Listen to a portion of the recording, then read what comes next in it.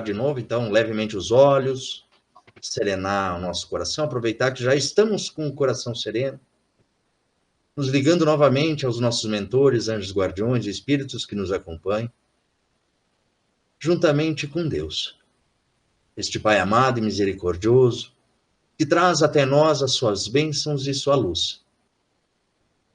Pai amado, lhe agradecemos por toda a semana que tivemos, por todas as dificuldades que, através dela, podemos evitar os erros, aprendendo com eles. Mas também, Senhor, agradecemos por todos os momentos de realização, de conquista e de vitória. A cada dia, uma nova conquista, uma nova vitória, seja ela em qualquer campo. E é essas vitórias e conquistas, Pai, que queremos engrandecer dentro de nós, fazendo com que esta árvore que está crescendo em nossos corações possa dar frutos e, com este fruto, alimentar os seres que estão à nossa volta. Pai amado, que sejamos capazes de receber a sua luz e que, através do nosso coração, possamos irradiar isso para todos aqueles que estão à nossa volta. Eles possam receber também as suas bênçãos de cura, de saúde, de bem-estar, de amor e de bondade. Obrigado, Senhor, por tudo. Gratidão, Pai, por este momento. Que assim seja. Evangelho segundo o Espiritismo, capítulo 5, provas voluntárias, o verdadeiro sacrifício. É o item 26. Muitos perguntam se é permitido ao homem suavizar suas próprias provas. Essa questão equivale a uma outra. É permitido a alguém que está se afogando procurar se salvar? Alguém tem um espinho cravado retirá-lo? Alguém que está doente chamar um médico? As provas têm por objetivo exercitar a inteligência, a paciência e a resignação. Um homem pode nascer numa posição humilde e difícil, para se ver obrigado a procurar os meios de vencer as dificuldades. O mérito consiste em suportar, sem lamentações, as consequências dos males que não podemos evitar. Consiste também em continuar na luta e não agir com desespero, se for mal sucedido, e nem com displicência, porque isso seria mais preguiça do que virtude. Uma vez Jesus falou: bem-aventurado os aflitos.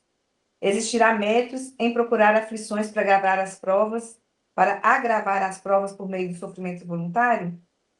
A isso responderei muito claramente.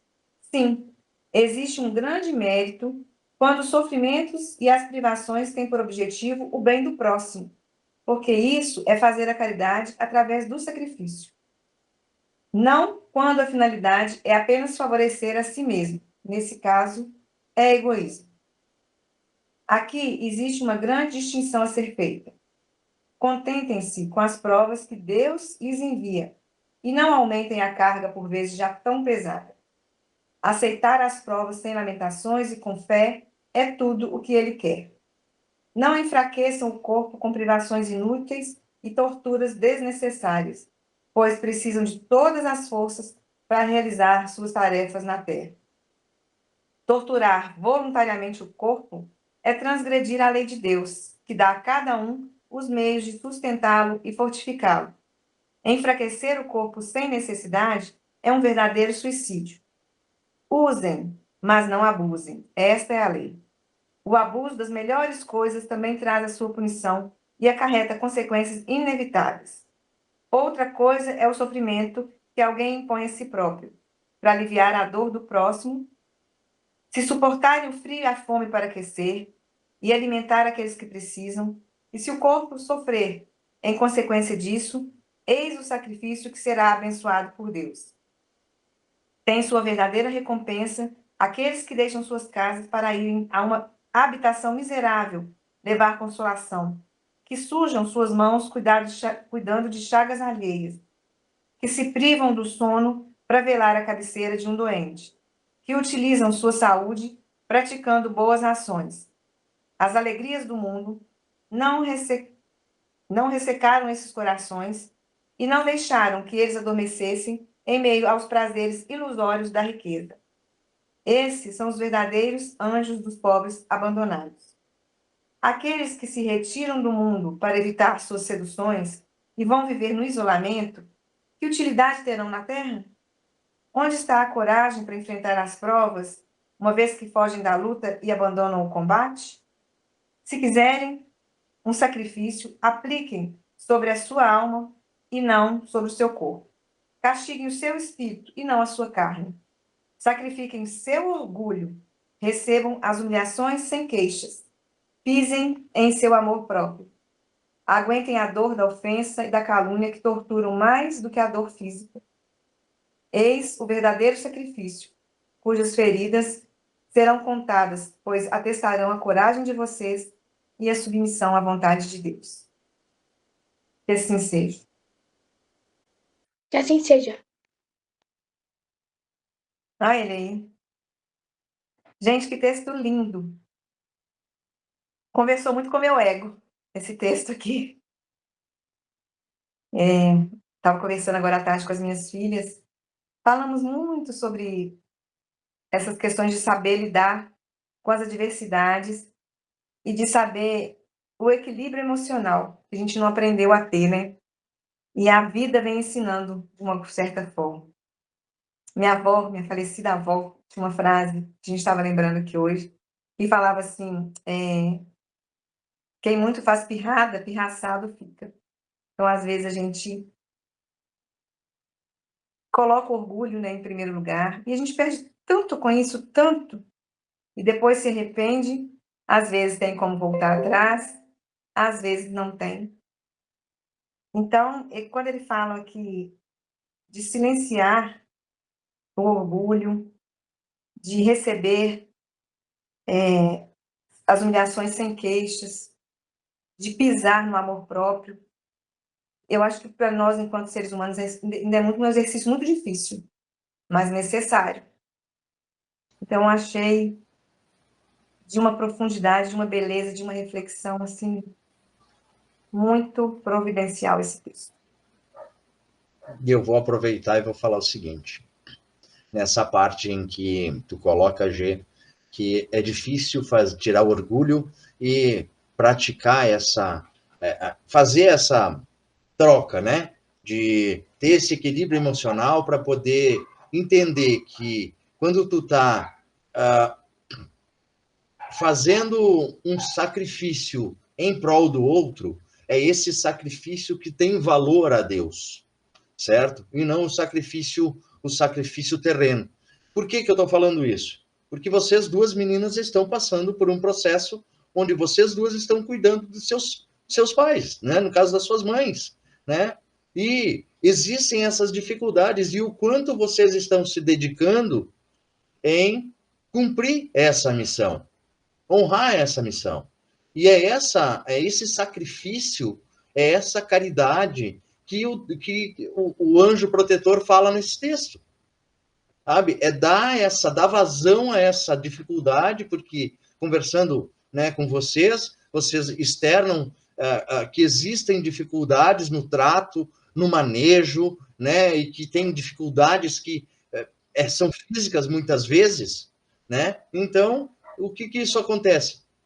Vocês estão sendo agraciadas com essas bênçãos, fazendo esse movimento e praticando a verdadeira caridade. Pelo menos é esse o entendimento que eu consigo anexar entre aquilo que que foi escrito, né, sendo transmitido para a realidade que a gente tem hoje. O que eu marquei aqui, né, é a questão do não reclamar, né? O mérito consiste em sofrer sem murmurar. E a gente já falou isso já em outras vezes, né? Do reclamar, você clama de novo aquilo que você não quer.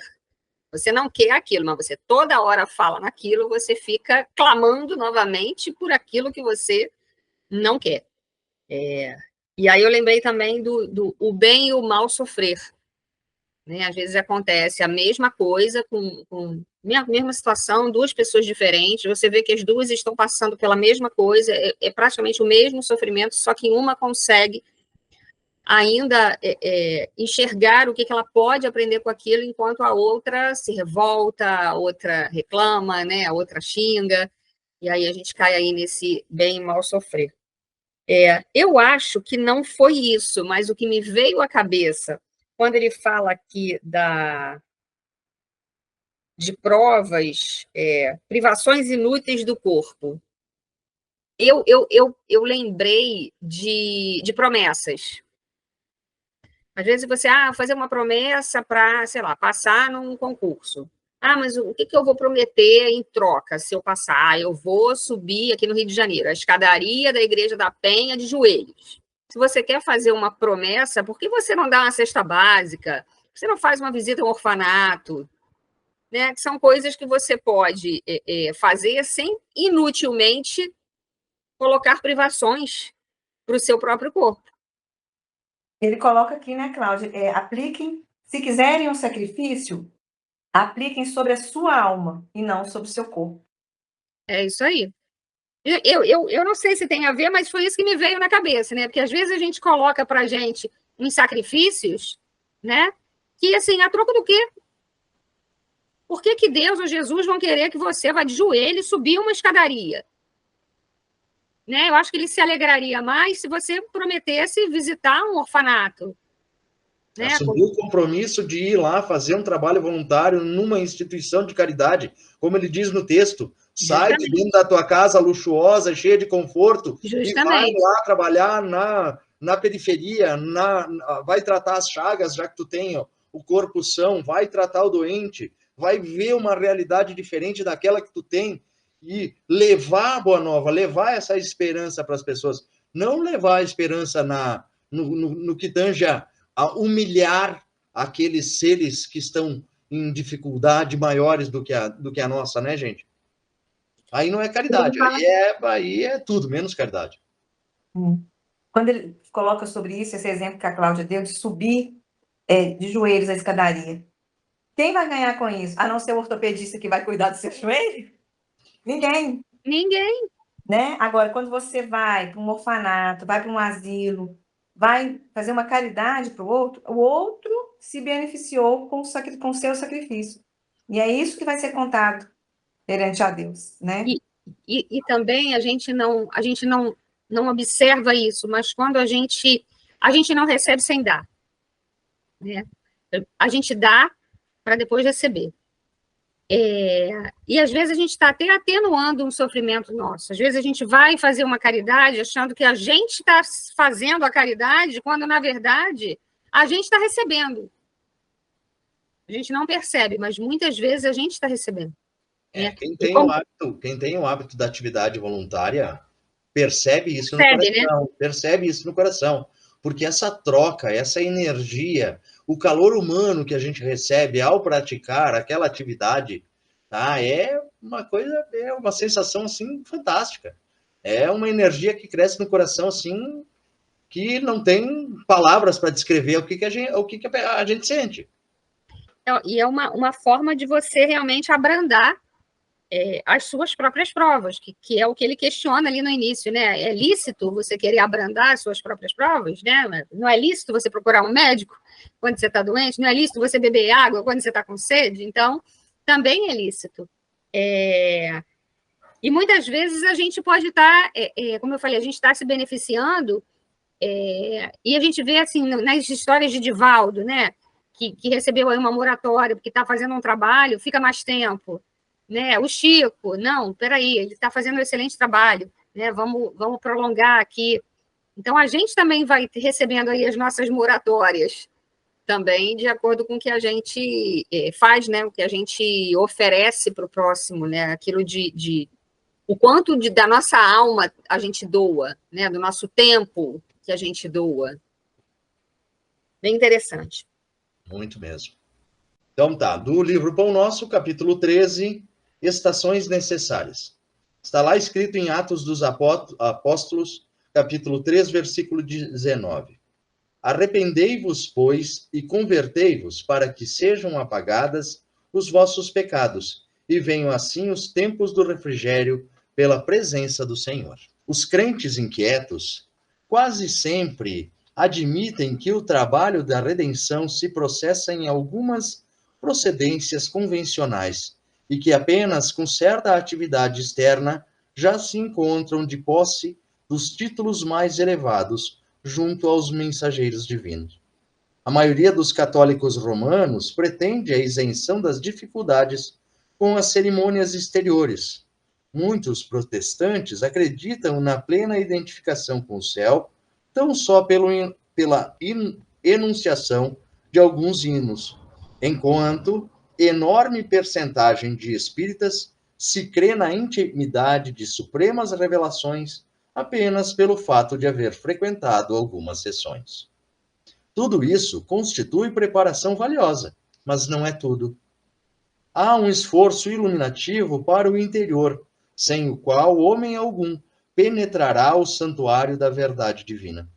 A palavra de Pedro, a massa popular, contém a síntese do vasto programa de transformação essencial a que toda criatura se submeterá para a felicidade da união com o Cristo.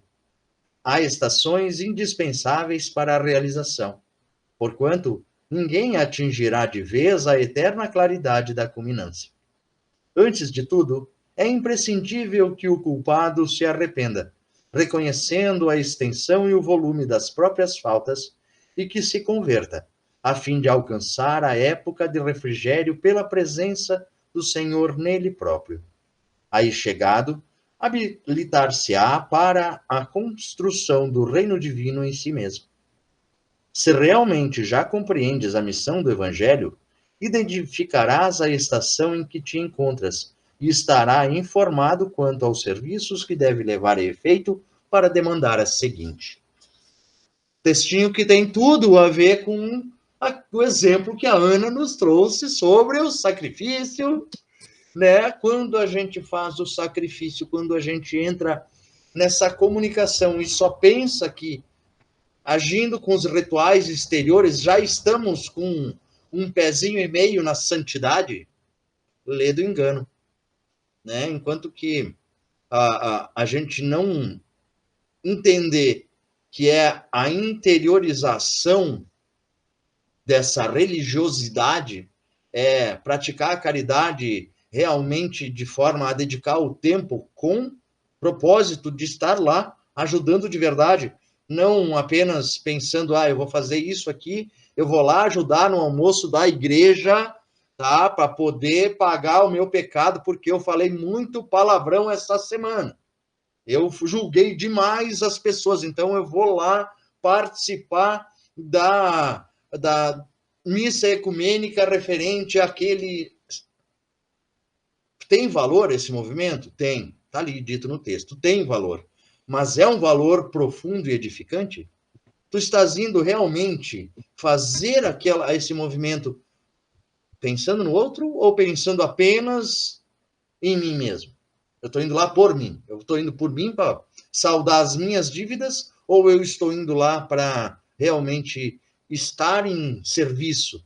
Porque Deus, a única coisa que Deus nos pede é esteja a serviço. Sirva, né? Sirva. É um movimento de reforma íntima, né? Ele já coloca no início, né? Arrependei-vos para que sejam apagados os vossos pecados. Né? E é sempre, a gente sempre acha que o movimento é fora. Como você falou, é na igreja, é no centro espírita, né? É no culto evangélico, é fora. Quando, na verdade, é dentro. O fora vai te ajudar, porque eu acredito, né, que aquela ambiência ali, enquanto você prepara uma sopa para distribuir para as pessoas, né, que estão em situação de rua, você está se doando e aquela ambiência vai te tocando.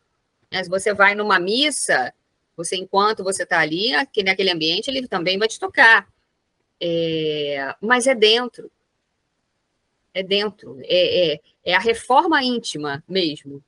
É o você se arrepender, é você perdoar, é você não querer, não julgar, que eu acho que essa é a parte mais difícil, porque como a gente carrega nossas crenças e nossos valores, tudo que é diferente da nossa crença, do nosso valor, a gente julga.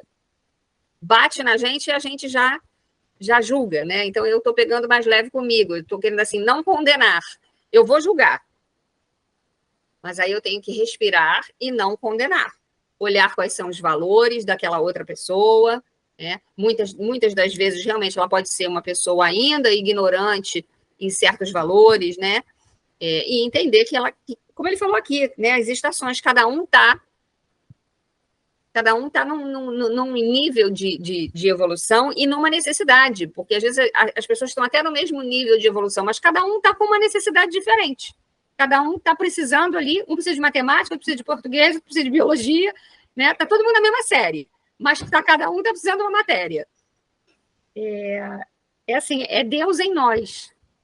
A gente realmente precisa despertar a porção divina que existe em nós, mas a luz está lá, mas a gente está cobrindo com mágoa, ressentimento, egoísmo, medo, né, vingança, a luz está lá, mas a gente está colocando um monte de camadas, né, como se a luz estivesse no meio da cebola e a gente estivesse colocando ali aquele monte de camadas. E teve tudo a ver realmente com o texto anterior, né? Quer falar alguma coisa, Gê? Não, fecharam brilhantemente. Não, eu lembrei, enquanto tu estava falando, Ana, eu lembrei de uma situação que aconteceu comigo lá na infância, porque eu não sou de berço espírita, tá? Eu sou de berço católico romano, né? Mas na catequese da Crisma, o catequista foi muito feliz quando ele trabalhou com a gente aquele período da catequese. Eu lembro até hoje o nome do livro que a gente trabalhou. Se chamava Quero Ser Igreja. Tá? Mas o intuito desse livro e a didática que o catequista aplicou no desenvolvimento desse livro foi justamente: quero ser igreja, mas igreja interior, não a igreja de tijolo, não o templo religioso, não o sacrifício carnal da imposição de rituais da religião, mas sim a interiorização, sentir que toda aquela energia, como tu disseste, ambiência do lugar penetre no coração, na alma, para que as edificações sejam para sempre, né? Porque as edificações de tijolo, elas não são para sempre, né? Algumas duram bastante tempo, as outras viram ruínas, viram um desastre realmente, né? Então, quero ser igreja é isso, é edificar a igreja dentro de si, né? Porque a primeira igreja que teve foi a igreja de Pedro ou Paulo, que era Pedro, né? Pedro, acho que foi a primeira igreja, tá? Que foi no interior da casa dele, onde ele abriu as portas da casa dele, onde ele morava com sua esposa e seus filhos, e lá se fez a primeira missa, o primeiro encontro do lar, o primeiro evangelho no lar, a primeira congregação em torno de um propósito de elevação religiosa e elevação íntima. Ai, como foi bom lembrar disso. As reuniões que fazem com que as pessoas se juntem no mesmo propósito, né? Como Jesus disse, né? Que um ou mais, né? Orando, eu estarei. Então, a função aí da igreja, ao meu ver, é justamente isso, é juntar as pessoas com esse mesmo propósito, né? Seja a igreja batista, evangélica, católica ou espírita. A intenção é essa, juntar pessoas para que as pessoas estejam ali juntos naquela vibração e numa unidade, digamos assim, unidade de pensamento e de sentimento para poder realmente alcançar os resultados, né? E resultado que eu falo não é passar na prova, nem é isso, não. É resultado mesmo de você ir se melhorando e encontrando a luz divina dentro de você. Ter mais paciência com o outro, com o trato com o outro, tolerar certas situações no trânsito que normalmente a gente se desespera e se descabela, perde os cabelos, né? Por conta de uma situação, uma fechada, alguém que não deu a seta, fulano que buzina. Trânsito é um treino de paciência e tolerância. Trânsito é esse exercício, né? O quanto a gente precisa treinar a situação de empatia, de compaixão, de se colocar no lugar do outro, né? E aí entra a questão dos julgamentos, né? Poxa vida, mas eu faço esse movimento mas eu não sinto que estão fazendo esse movimento quando olham para as minhas atitudes equivocadas. Pô, estou sendo julgado, estou sendo crucificado, poxa vida, mas, né? E aí a gente volta lá no primeiro texto, que é, se você está fazendo o sacrifício, está sendo castigado por injúrias, por palavras não verdadeiras, deixe quieto, não te abale, siga na jornada, que esta é o teu propósito. Então, se não é verdade, a gente normalmente explode, entra na impulsividade, mesmo não sendo verdade. E justamente por não ser verdade, quando a gente é caluniado, né, por alguma situação. Pô, qual é o propósito? O caluniador vai responder pela calúnia, pelo exercício que ele fez com relação a não ser verdade aquilo que ele está proferindo com a sua palavra ou com o seu pensamento. E nós vamos ser julgados, né, por conta de como que a gente está recebendo isso, como a gente está fazendo essa transformação e jogando para frente, porque a gente pode muito bem, estão fazendo assim comigo, eu faço com outro também. É o efeito manada, né? É o efeito manada, estão fazendo comigo, eu vou fazer com o outro. E acaba perdendo a razão, né? Exato. Vai fazer a prece final para a gente hoje, Claudinha? Então, quem deu a ideia que faça, né? Botei ela. Ó, eu li o Evangelho. Ó, eu li o Evangelho, você leu o Pão Nosso. E Cláudia faz a prece final. A minha parte foram os comentários. Sempre é assim, é incrível como a gente é.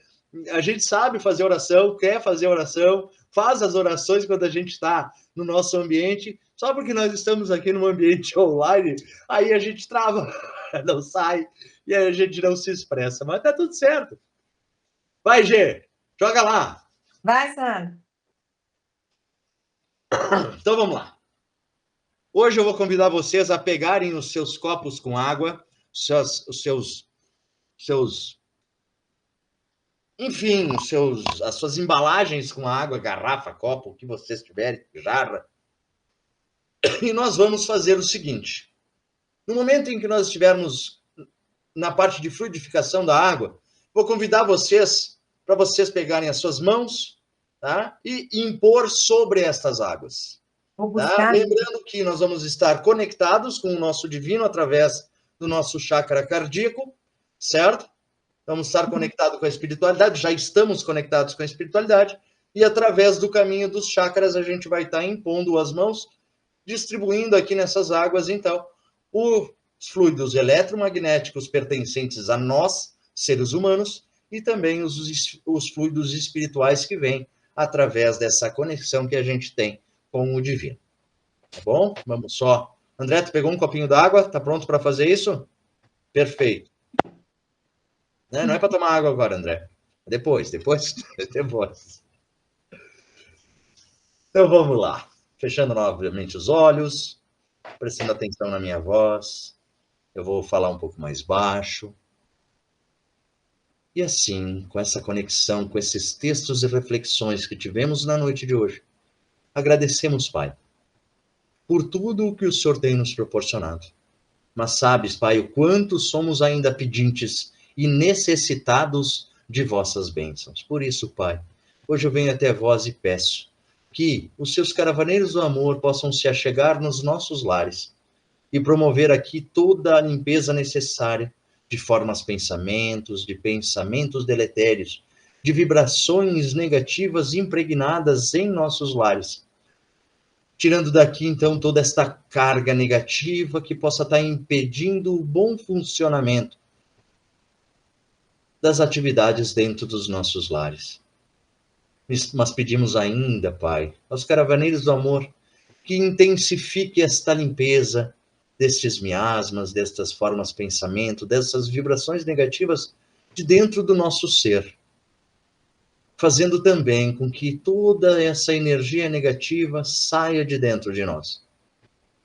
E te pedimos ainda, Pai, que através dos caravaneiros do amor, agora impondo as nossas mãos sobre as águas,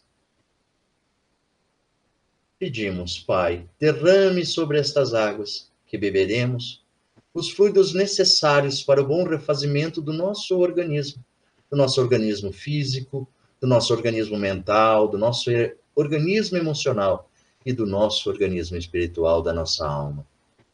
Pai amado, Mestre, médicos do além, depositem aqui nestas águas tudo aquilo que for salutar para nós e para todos que estão nos nossos lares, nos ambientes de cada um daqueles que estão aqui conosco, nos acompanhando neste momento. Que ao entregar esta água para quem assim o beber, possa a sua sede de amor, de paz, de serenidade, de saúde, de benevolência, de misericórdia, seja acalmada e saciada. Obrigado, Senhor, por tudo. Obrigado, Pai, obrigado, Jesus, obrigado a todos os santos de todas as igrejas, de todas as religiões, por sua presença, iluminando os nossos caminhos, nos guarnecendo de luz, nos amparando para seguirmos em frente. Obrigado, Senhor. Abençoe a nossa semana, abençoe a nossa família, todos aqueles que estão em nossos corações e nossa mente. Abençoe a todos que estão neste universo. Obrigado, Pai, que assim seja. Que assim seja. Que assim seja. Ótima semana para todos vocês. Pra vocês Igual. Um beijo. Um brinde a todos vocês. Um brinde. Beijo. Muita saúde, muita paz.